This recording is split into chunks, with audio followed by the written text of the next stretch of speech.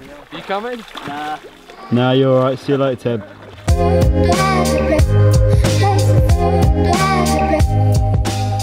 Our next destination after Munich was Garmisch-Partenkirchen. I'm just going to call it Garmisch. Garmisch lies in the heart of the Bavarian Alps, so I was super excited to be back in the mountains again, this time in the summer.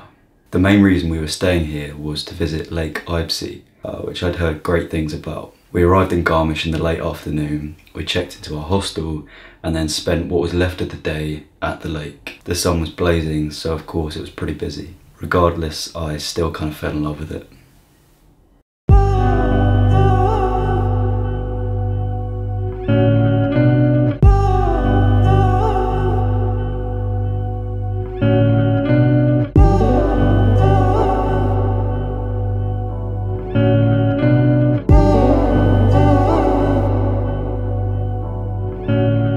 Summer sun, crystal clear water, surrounded by mountains.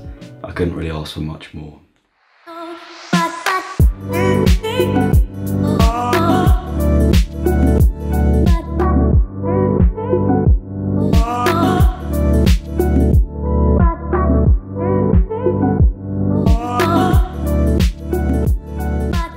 We left the lake as the rain arrived, and unfortunately the next day was forecasted to be nothing but rain. We'd only explored a small part of the lake, so we were eager to go back and discover more. Sure enough, the rain came, and it came down pretty hard.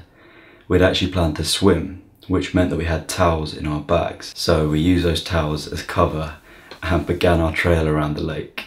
On the plus side, the weather brought some pretty majestic views as the fog rolled in around the mountains.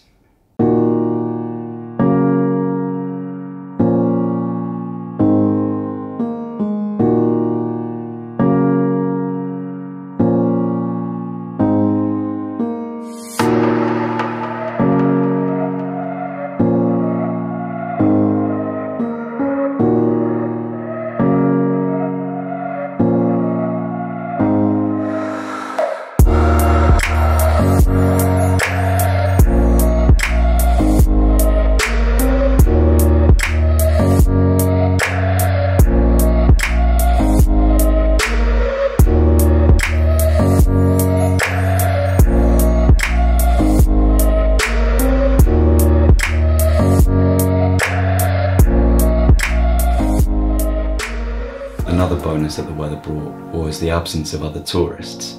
We pretty much had the place to ourselves. Eventually the sun emerged behind the thick cloud and illuminated the lake. It was as if it had just woken up.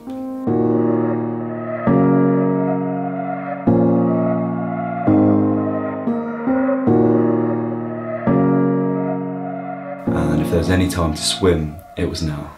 So we went off the beaten path, scaled down to the water's edge, and eventually we found a really neat spot that was in swimming distance to one of Lake Eibsee's islands. Go. He's falling in. Fuck's sake! You coming? Nah. Nah, you're alright. See you later, Ted. Quick, let's go. The water was really cold, but it was kind of refreshing at the same time. Louis making his way back. Wasn't as much on the island as we had hoped. A closed lifeguard shed and some rocks. We still have this view. What it is? Shortly after our swim, we heard thunder, and then a storm rolled in.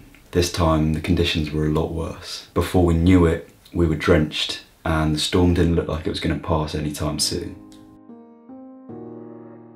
And it got darker and darker as we ventured further into the woods. Bearing in mind we had around about an hour before our last bus home departed, and we didn't know how long it was going to take to get out of the lake. Thankfully we made it up to a footpath, and we followed it just hoping that it would take us to where we wanted to get to. Somehow we made it out of the lake. Even though we looked and felt like drowned rats, it really didn't matter because we'd made it, and I don't think I've ever felt more alive.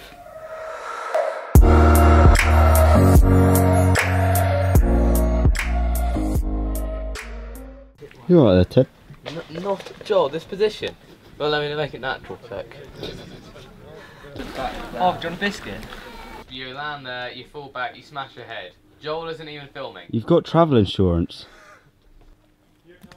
I did it. That's so anticlimactic.